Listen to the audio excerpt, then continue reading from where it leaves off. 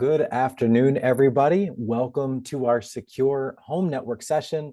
My name is Luis, and I'm one of the training specialists here at designDATA. Before we get started, just to make sure all the technology is working well, across the bottom of your screen, you should see a React icon. Go and give me a thumbs up. You can hear me clearly and that you can see my screen. All right, excellent. Thank you so much for that. Also, you should also see that chat box area. Where are you joining us from? Which city, which state are you tuning in with us today? I happen to be in the Gaithersburg, Maryland area today. I see Aurora, Colorado. Welcome. Catonsville, Maryland. Welcome. Arlington, Virginia. Ellicott City, Maryland.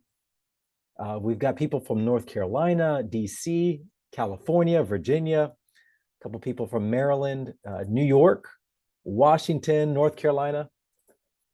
Excellent. Well, welcome everybody. I'll launch a quick poll here for us. Just get a good sense of our group. You should see a poll that shows up on your screen. Which best describes you? Are you a full-time remote employee? Are you maybe a hybrid where you're working 3 or more days remote or 3 or more days on site? Or maybe you work full-time on site. That just gives us a good sense of what our audience looks like today. And I'll give you a couple more seconds there to fill this out. Just as I'm seeing this happen live, looks like about 50% of people work full-time remote. And I think the next one would be a hybrid approach, working more than 3 days or maybe 3 days a week remote. All right, excellent. That just gives us a good sense. I don't see anybody working full-time on site. All right. Well, good. Good to see our audience here today. We're going to learn a lot together in our secure home network.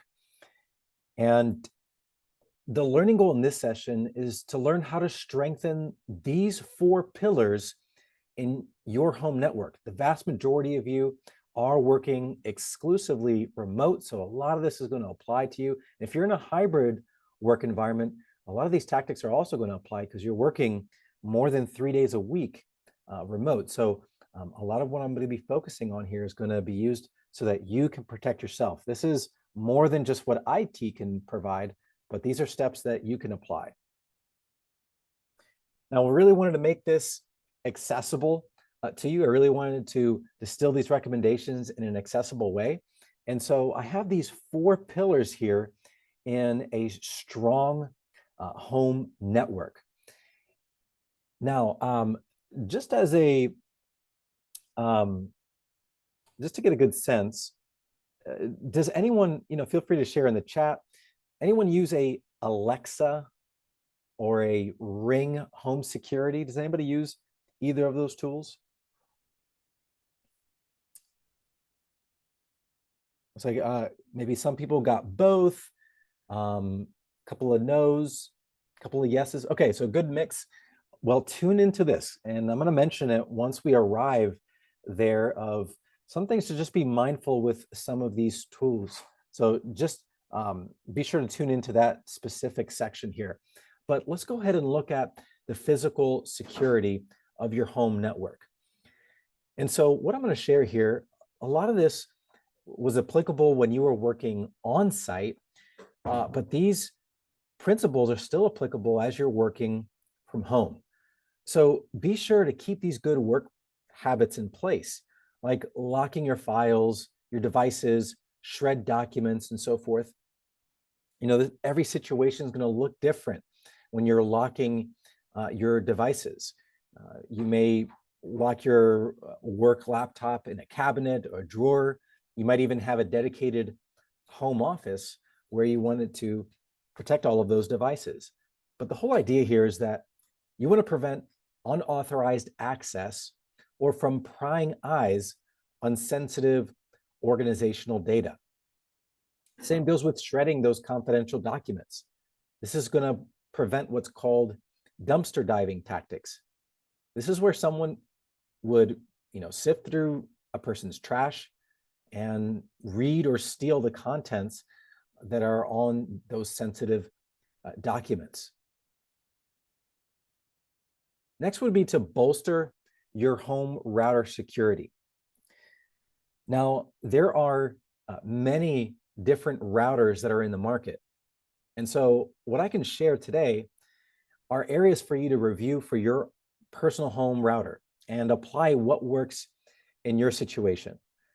So for specific instructions on how to accomplish any one of these tasks that I'm about to outline, what you could do is you could use a search engine and type in the request like, how do I disable WPS on Netgear? I'll talk a little bit more about that in just a minute, but instead of Netgear, this might be Linksys, or it could be another router model that you use. So because there's just so many different homes that are represented in our session today, this would be the best way to find the specific steps for your personal router. Now remember, the routers in your home, you see a picture or something like this of what a router looks like. They're the interface between you and the outside world. So one of the steps in securing your router is to use the strongest encryption that's available. Most routers today support up to WPA2. That should be the minimum standard. But the most modern encryption protocol is WPA3. So if your device has a choice, opt for WPA3. Any other obsolete encryption protocol should warn you that it's time to upgrade your home router, because there's way too many vulnerabilities at that point that criminals could leverage and exploit on your device. So legacy protocols or obsolete protocols include things like WEP or WPA. The WPA is just a wireless protocol, just an acronym for it.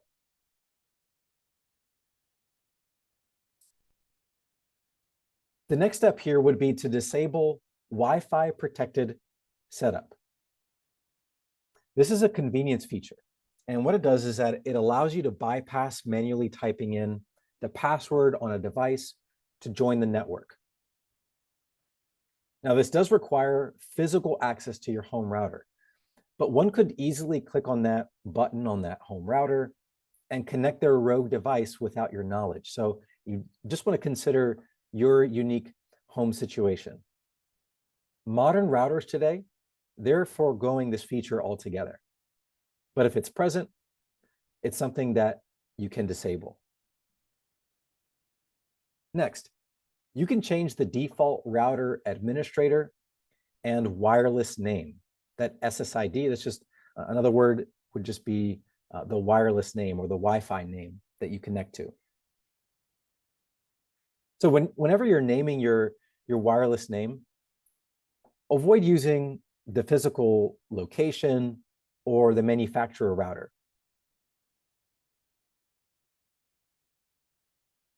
The whole idea here is that you don't want to give any cyber criminals knowledge as to which router that you might be using. They may try to Google that router name and see, Linksys 123, what's the default administrator and password on that, and then try to compromise that router. So by renaming the default router, wireless name, and or the default administrator password is going to avoid being that low-hanging fruit that many hackers are going for. Some routers also allow you to limit the ability of that signal. So what that'll do is that only connections that remain within the home, like physically speaking, would be able to connect. How many of you have maybe experienced as you're just walking along the street and you see a number of different wireless connection opportunities to different homes, just broadcasting their signal that they're available to connect. Well, some routers give you the ability to reduce that signal strength, so it's just not going out to across the street, for example. Some routers also have the ability to provide remote management. This is another one of those convenience features. But while this might be convenient for you, this also presents a convenience for a cyber criminal to likewise remotely connect to your router. And so poor authentication here, a weak password and so forth, that could leave your home network susceptible. Now, several home routers support new device alerts on your phone. Maybe it's like a app or a text message. Other routers may require you to manually log into your router so that you could see those connections. So just depending on how your home router is set up, you may need to either revoke those rogue devices from your phone, or you may need to manually log in to your home router so that you can clear up any devices that you don't recognize. And it really depends on how tightly that you want your home network security to be. But you could consider adopting what's called MAC address filtering. With MAC address filtering, this will allow only devices that you want on your network, and it will deny all other connections. So if you know these are going to be the only devices that are going to be connected to this network, you could define what that list looks like. But this is an area to weigh the risks versus the benefit in your home. You might consider family and friend visits where they may ask you to connect to your home Wi-Fi, for example. So just something to consider. Occasionally, you're going to want to visit the manufacturer website for your home router and install any recommended security patches. In some cases, we may be tempted to go to the manufacturer website if there's something wrong with the home router, like maybe we start to notice that it's getting slower or just some other strange activity. But it would be a good practice to regularly check in to see if there are any known vulnerabilities. And so you could proactively install those firmware or those security patches for your specific device. At times, you might want to contact even your internet service provider if they're the ones who provide the main support for your internet connectivity or providing of your home router, your ISP like Comcast, Verizon, and so forth. They may be able to provide the right resources and next steps to help you with making those patches and those changes. And also here, and this is specifically with your home router, modern routers also provide the ability to segment connections. So you could have a wireless band, if you will, or a segment available just for your home or your work computer. And then you might have a completely different connection for guests, for family phones or your kids' tablets, or even for smart home devices.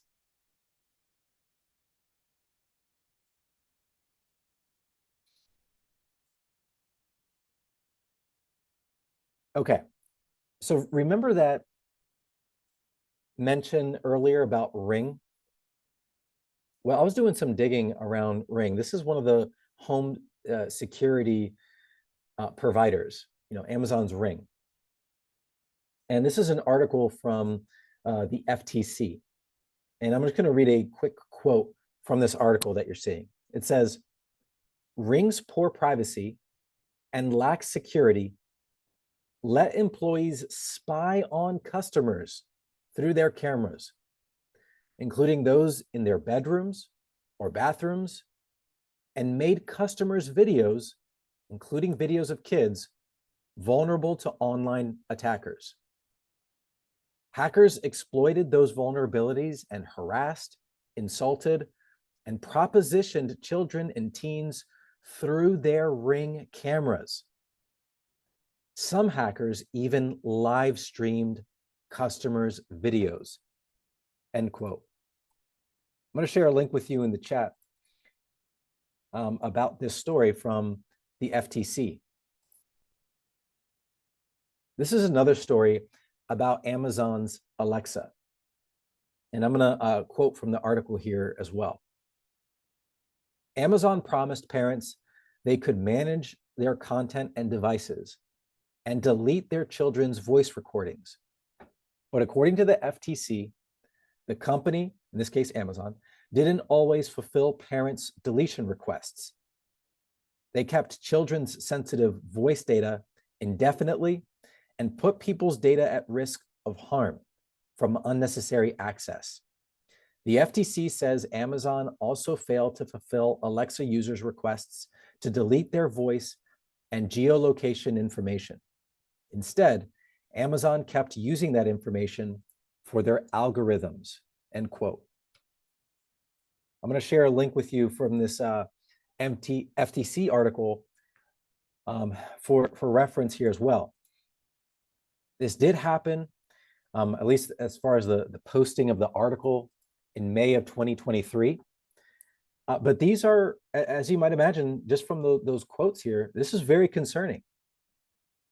From what I found from the FTC, I only saw Amazon's Ring or Amazon's Alexa, but this is something to be mindful of for home security devices or other Internet of Things devices like Alexa, where you say, hey, Alexa, and then it's able to engage with you. And I'm sure there's many other stories of this. I'm just emphasizing these two FTC ones that you could reference, you could read through. And so it's incredibly important to avoid discussing sensitive topics around these sorts of devices. You can also consider using webcam covers for laptops and things like that, and be mindful of where these sorts of devices have visibility or where the microphones might be. You know, some people will just turn off all of that functionality and so on. So be mindful that these are some concerns to be aware of. And I see a comment here, this is why I don't have them in my home. And yeah, many people do agree to that. Maybe they only are focused on the exterior or the perimeter of the home for protection, but then avoid anything inside the home. So just some things to be mindful of. Okay, well, let's pause here. We talked a lot about the physical security, and I got a quick knowledge check here. You should see a poll show up on your screen. We'll go through it together. 2 questions there for you. I'll give you a moment to fill this out.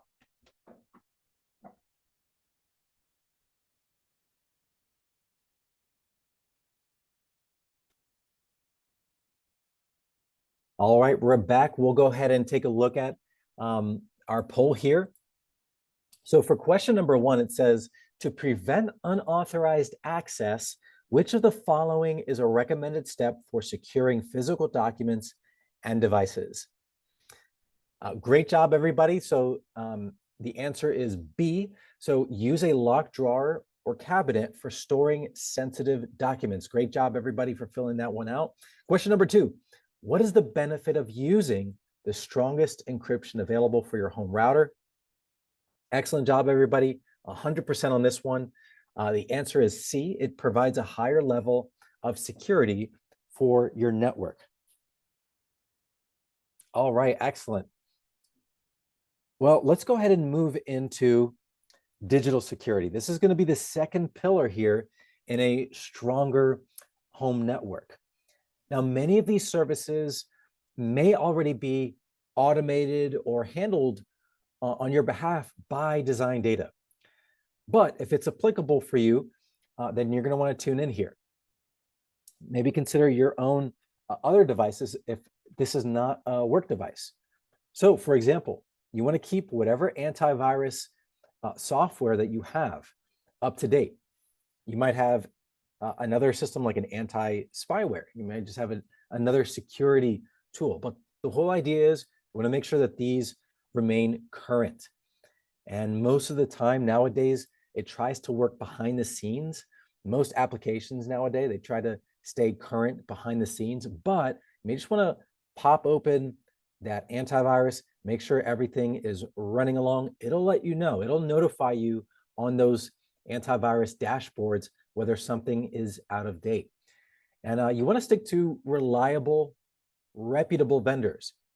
And so for the sake of today's session, I cannot recommend a specific provider, but what you could do is you could consider typing in the phrase best home antivirus in your search engine, review a handful of technology sites, and you'll quickly spot trends and themes, be able to make an informed decision. It seems that maybe the top 3 antivirus providers here seem to show up every single time. That's going to be a clue that these are going to be one of the better options to select from. You could also remove unnecessary software on your computer. What this will do is limit your computer's attack surface and just get rid of any extraneous areas that you would need to regularly patch. So kind of think about any of, it's what's called bloatware. These are just software that comes once you buy a brand new computer, like a DVD burner, that happens to show up, but not many people are using nowadays and so on. But this is just software that you can just uninstall. You don't need it. One less thing that you need to patch. So keep the operating system and any other software that you do remain updated. This includes your web browser, whether you're using Google Chrome, whether you're using Firefox or another web browser. Just make sure that those applications remain current as well. Now, an often overlooked step here for a lot of our work computers or even our personal computers is that we tend to keep the computer in either sleep or hibernation when we leave for the day. But what happens is that many of the patches don't apply until the system actually has a chance to reboot. So depending on what your typical workplace habits might be, or maybe if your organization has a policy around it, you may want to regularly reboot on a daily basis or regularly reboot at least once or twice a week. Whatever your organization may have in place, you can just follow those policies. Always an important step here is to keep your data backed up. Depending on your situation, that might look like having an external hard drive that is regularly being backed up, or using a cloud service. So if you are part of the Microsoft ecosystem, you may have OneDrive, for example, that's backing up most of your data. Keep in mind, OneDrive is not backing up everything on your computer. And if you want to have a second pair of eyes to make sure which folders are indeed being backed up, create a ticket for us. And we're happy to review your backup situation and make sure that your data is protected. You see, these backups are in place in the event of a hardware failure or even in response to a cybersecurity incident. So you want to make sure that your data is backed up. Khalees, I see your question there. The question was, I was told shutting down did not actually start updates, that you had to restart updates for it to get started. Yes, so you'll want to reboot the computer. That'll ensure that those updates get patched.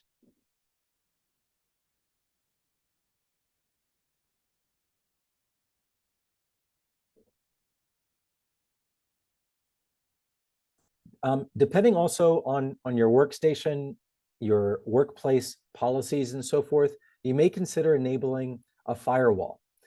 And this might be an extra software, or it might already be built in to your computer. It just really depends on your organization's unique situation.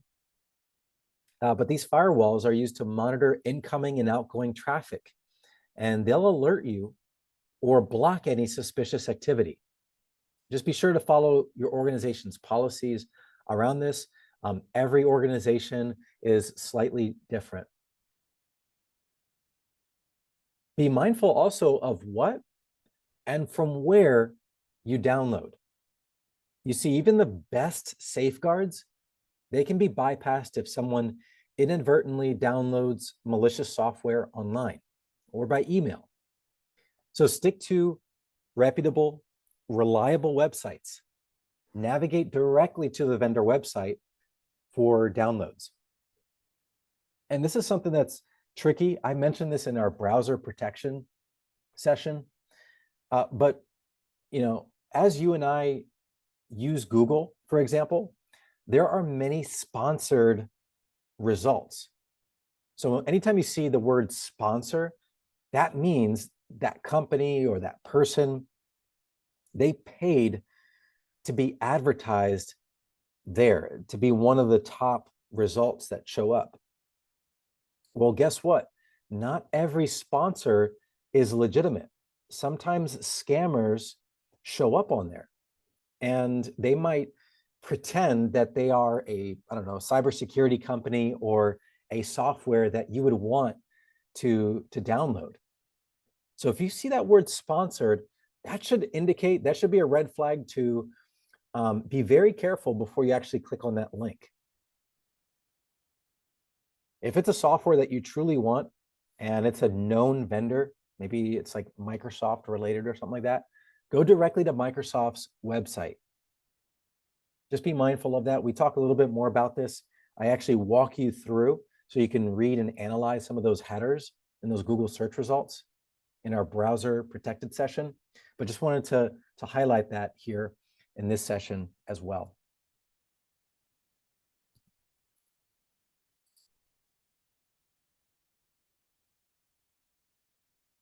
I see a question here from Khalees. If the router is protected, does that protect your computer at home or at work?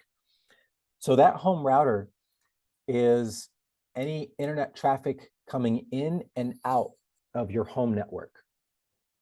So if you're on a work computer from home, you're going to use that home router to try to connect to anything else out on the internet. But any activity that you're doing, even if it's a work computer, it's going through that home router. So we still want to be careful of the different websites that we're visiting. And likewise, if there's any activity from the outside trying to come in, the router will try to sift through some of it, but it's still really important for you and I to be careful what we're clicking, what websites that we're going to try to limit any particular threats to come in or out of that home router. That router's, you can think of it like a interface between you and the outside world.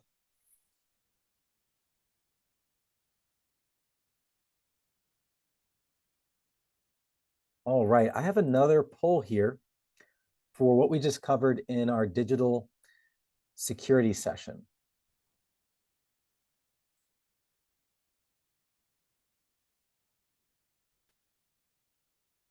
All right, let's review the results.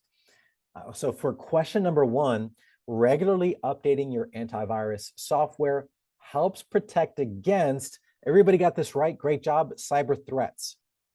So cyber criminals trying to install malicious software on your computer, that's what antivirus is going to help you. They're going to try to be your companion, but still you and I as the primary human interacting with the software, you might have the best, most expensive antivirus that's available. But if you and I still click and open up a malicious software and say, you know what, disregard antivirus, I want to open this, we could still install malicious software on the system inadvertently. So be very mindful of that. Antivirus is your assistant, but they're going to proceed how you interact with it. So just be mindful of that. Question number 2, why should you regularly reboot your computer? And the idea here is that it's to help to apply those software updates. All right, great job, everybody. Rebooting that computer, in addition to applying those software updates, oftentimes just kind of clears up anything that's stuck in the computer's memory, or even if you just notice like all of a sudden the computer is running a little bit slow, just kind of just literally resets everything. It reboots the system, gives you a fresh start. Oftentimes, I'm sure you've heard it so many times with IT, where somebody on the help desk says, "Have you rebooted the computer?" Oftentimes, it really does fix a lot of issues. The same thing with my mobile phone as well. Simply rebooting the computer really does a lot to clean up the experience. But in this case, it's going to be to help apply those software updates. All right, let's move into our next pillar in a stronger home network. In this case, we're going to be looking at account security. So think about all of the internet capable devices on your home network. Adjust those default configuration settings anywhere where it's applicable.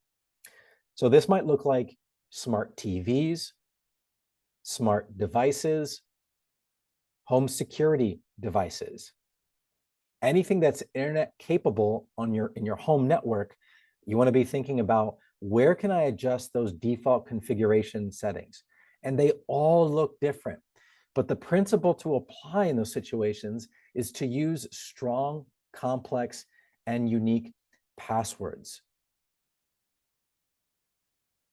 You can always take advantage of password managers to help you to generate an especially strong, complex, and unique passwords. Something like a 20-character password, for example.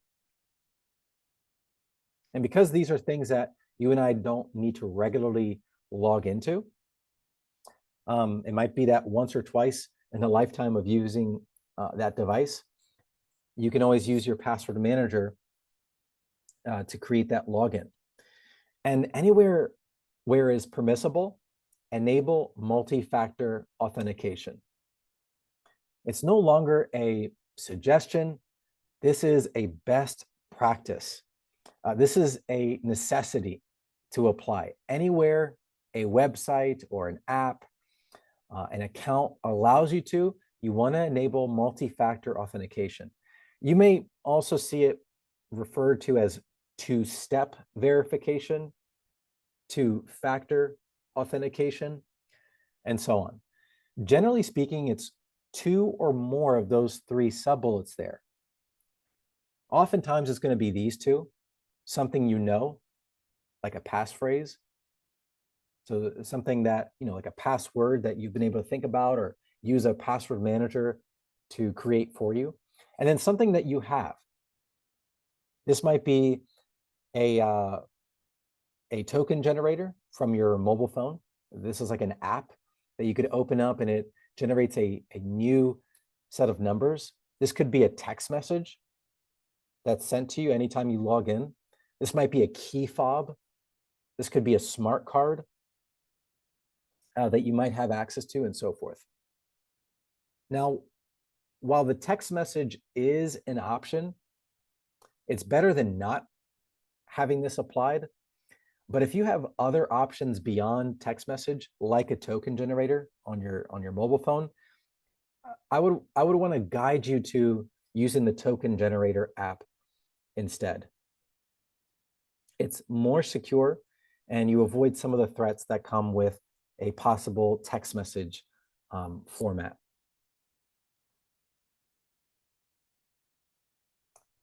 One question here I see in the chat from Allegra: what are your thoughts about using a personal phrase as part of your password to make it easier to recall? We talk a little bit, we flesh this out more in our password protection session. But in a nutshell, if that personal phrase is something like 20 characters in length, that's going to be a very strong passphrase that you can use and make it very difficult for cyber criminals to try to break. So if that might look like a sentence, or like lyrics or verses and so forth, what matters is the length in that case. You really want to make it around 20 characters in length. But in addition to that passphrase, Allegra, would be to enable multi-factor authentication. Because if somehow the cyber criminal were able to guess that password, they still need that second form of authentication.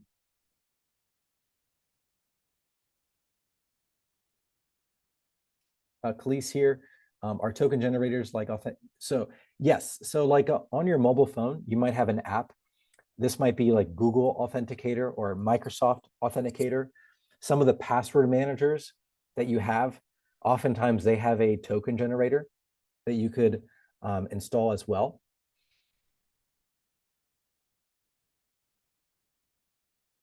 For the SMS, that's short for like a text message. So in some cases, if a person tries to log into an account, then it sends them a text message with a unique one-time code. That's good. It's better than not having it. But a step further would be to use something like a token generator.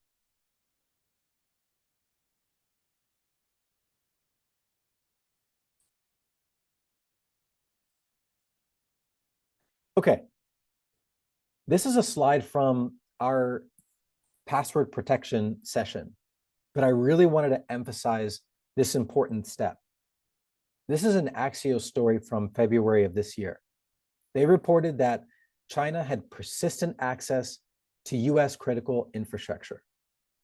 Now, the journalist highlighted the two themes that I'm doing in this section too. Strengthen the passwords on your account and implement multi-factor authentication. Had this been in place, this would not have been an issue in the US critical infrastructure. Again, I talk a little bit more about this in our password protection session. I'll share a link in a little bit to our video library if you wanted to take a look at this as an on-demand resource. But this is very important to apply, not just for individual accounts, but all of your accounts that you have access to. You can see this journalist article said some critical infrastructure, including water systems, were affected by this persistent access from foreign activity. So don't wait on this step. Get started today on strengthening your password and enabling multi-factor authentication on your account. Oh, good, Allegra, thanks for mentioning that. So yeah, a couple of password manager providers include Dashlane, might be LastPass or 1Password. Those are some different password managers that use that. Okay, I've got another poll, another knowledge check here. Let's take a look at the results. So question number one, strong, complex, and unique passwords are important because they prevent unauthorized access to your accounts. Exactly right. Question number two, multi-factor authentication enhances account security by adding an extra verification step. Exactly right. 100% on both of those questions. Great job, everybody. Let's look at the last pillar in a stronger home network. It's going to be applying these best practices, just these daily best practices here. Many of these best practices are shared amongst our other cybersecurity sessions that we have. But our first one here is to separate personal and work life. Avoid sharing your work computer with family and friends. You might have access to highly sensitive organization data. There may be policies against installing software, for example, and you don't want to find out that your nephew was really interested in playing a game on your work computer and inadvertently installed malware, but it impersonated itself as though it was a video game. So be sure to separate personal and work life. Be sure to practice safe browsing habits. Again, we talk about this more in our browser protection session. I'll share a link in just a little bit, how you can access our video library. So be mindful as you're browsing the web. And also take precautions on social media. We have an entire series that covers Facebook, LinkedIn, Twitter, Instagram, and how you can tighten up the privacy and the security settings on there, and just some other best practices as you're on social media. Be sure to practice good email security hygiene. Again, I'm sorry if I sound like a broken record. Our email security session walks through this in a little bit more depth, but in a nutshell, you want to hover over links for emails that you receive. You want to scan that message for any red flags, exercise healthy skepticism, and contact IT for support. So if you have any questions, if you made a mistake, you accidentally clicked, please do contact IT and we will assist you with next best steps. Also be familiar with your organization's policies. This is just a short list. There might be others, but be familiar with like purchasing policies, granting access, mobile device usage, and others. One that I wanted to look at in a little bit more depth in today's session is around identity validation. So in our digital world, we need to verify requests more quickly. How do we know whether my colleague's email address has been compromised? How do I know this is my vendor's actual email?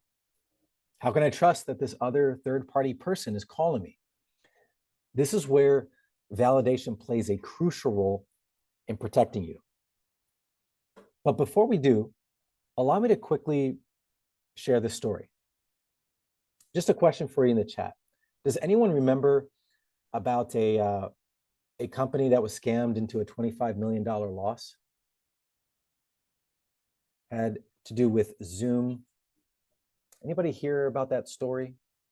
Okay, I see a couple of thumbs up. Okay.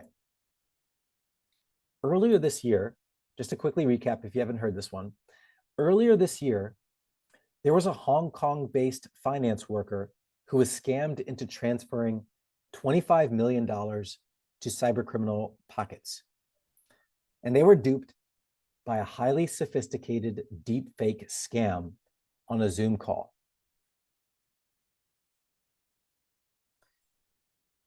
Here's an update on this story. That happened in February. Here's an update from May.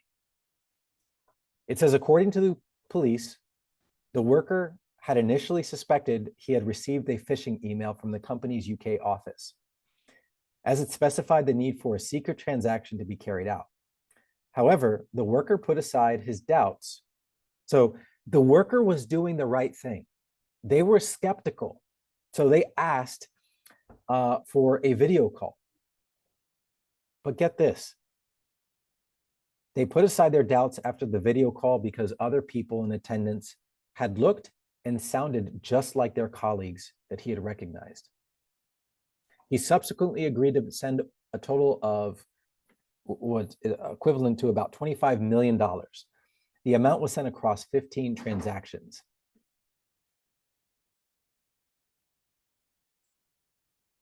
So that is particularly alarming because the employee was trying to do the right thing because they wanted to validate this type of request. But can you imagine a Zoom call? You know, we talk about this in our AI cyber threats session about stories similar to this, how bad actors are starting to use modern technology like AI to scam people. But this happened not too long ago, and the technology is only improving. So I want to share with you some steps here so that you can firstly prevent being a victim yourself. That's going to be the first step here in the whole process.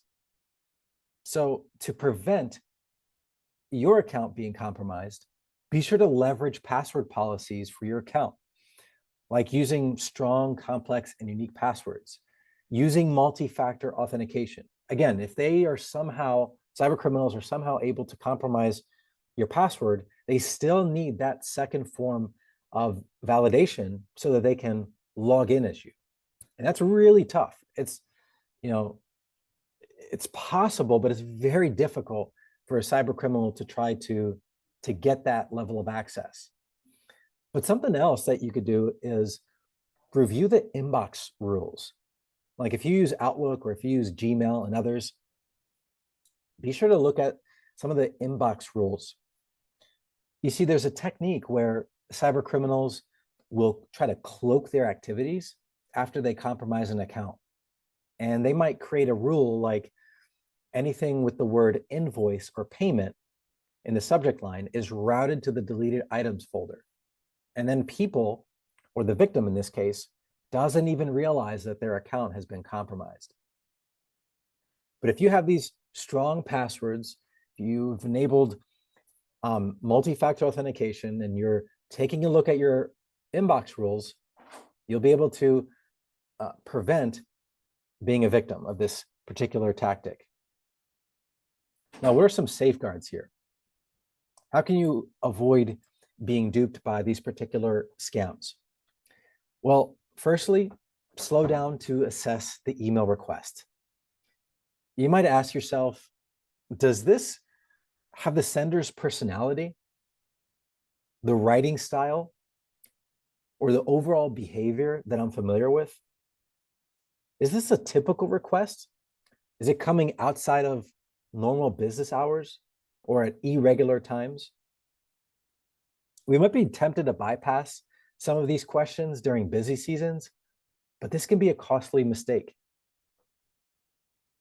You could also use verification policies that your organization may have, like use an approved directory to confirm a new phone number or an email from a colleague or a vendor, for example. So don't just trust the Outlook signature, or excuse me, the email signature at the bottom of the email, but actually use an approved directory to validate the contacts. You could also be familiar with multi-factor communication. It's a little bit different. It's kind of like a play on the multi-factor authentication. Multi-factor communication is, I know that you've given me this request verbally, but I'd also need an email receipt. So different forms of communication methods. And then the last one here, multi-party confirmation. So let's say you receive a wire transfer request from one person. Well, another senior leader must sign off on that request too. So that means you're now having two or more people with authorization powers to sign off on requests like that. So just something to keep in mind here to help you, some safeguards to prevent these sorts of attacks. I'm just looking here at our comments here. Allegra, thanks for mentioning this. There was a similar scam, but on a smaller scale. Someone wanted Allegra to purchase gift cards, and they were impersonating their supervisor. Yeah, so if they're able to scrape knowledge on the internet, jumping onto an organization's website and be familiar with some of the leaders at that organization, they're going to try to impersonate some of those leaders. Or if there's like a staff page and it has people's full names, email addresses, and so forth, they're going to try to sneakily impersonate one of those people, or whatever might be on LinkedIn is another example. Janae mentioned, be sure to check for spelling errors too. Good point, Janae. Allegra says here, if you're a new employee like me, you may not know your team well enough to judge personalities. Never provide information until you have real-time confirmation from your team member or supervisor. That saved me. Thanks for mentioning that. I just want to highlight that. Thank you, Allegra. Verifying with another senior person is going to be some of like those stopgaps to prevent a successful breach. A question here. On another note, for emails, check the domain. Is it your company or your organization's? Yeah, and so we talk about that in our email security session. Good point, Allegra.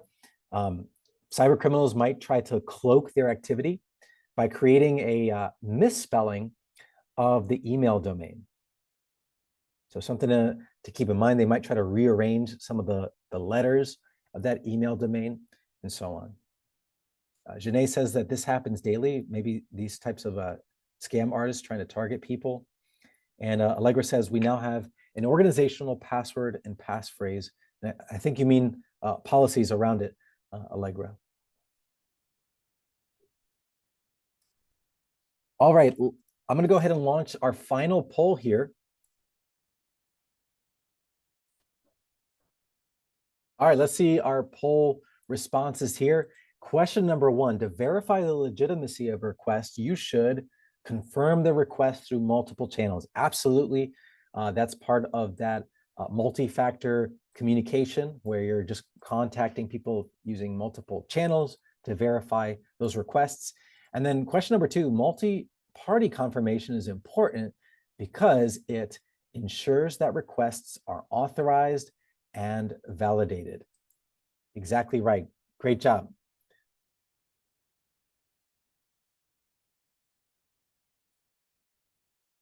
With our remaining time, I wanted to open up the floor with questions that you may have. Yeah, Allegra's commenting here, it is a security measure with regards with that organizational password, passphrase policies. We can't move forward on requests without those measures in place. This confirms the identity of the individual requesting action. Yeah, it's really important to have those.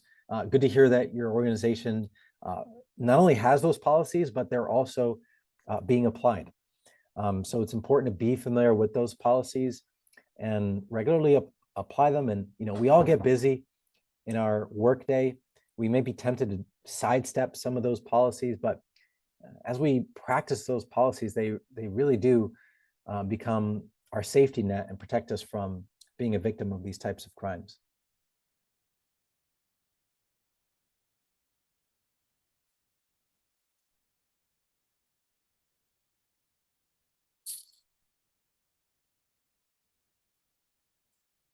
I did mention that I would give you that link to our video library. So let me just share that link with you in the chat.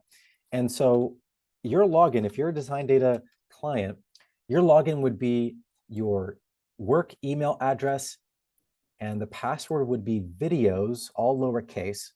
And so this is what it looks like inside. If you've never logged into the video library, this is what it looks like.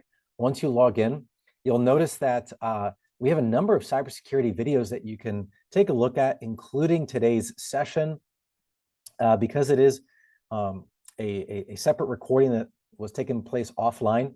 Much shorter version of it if you ever wanted to go back there, review, freshen up on anything for what we've covered today. You can be sure to access this resource, but take a look at our cyber threat session. Be aware of how cyber criminals are using AI, what you can do to protect yourself. We have many other sessions here. You can see LinkedIn, browser protection, and many other topics that you could look at a future time.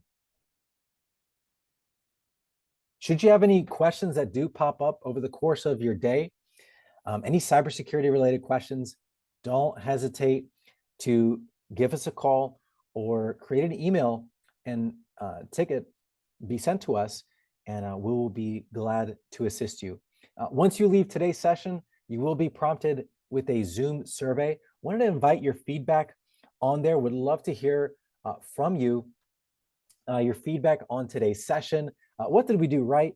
Where can we improve next time? Maybe you want to see another topic that's cybersecurity related in the future. Let us know in that Zoom survey. If we get enough responses, then we might be able to create some content specifically on that topic. Well, thank you so much for joining us in our Secure Home Network session from designDATA. Have a great rest of your day, everybody.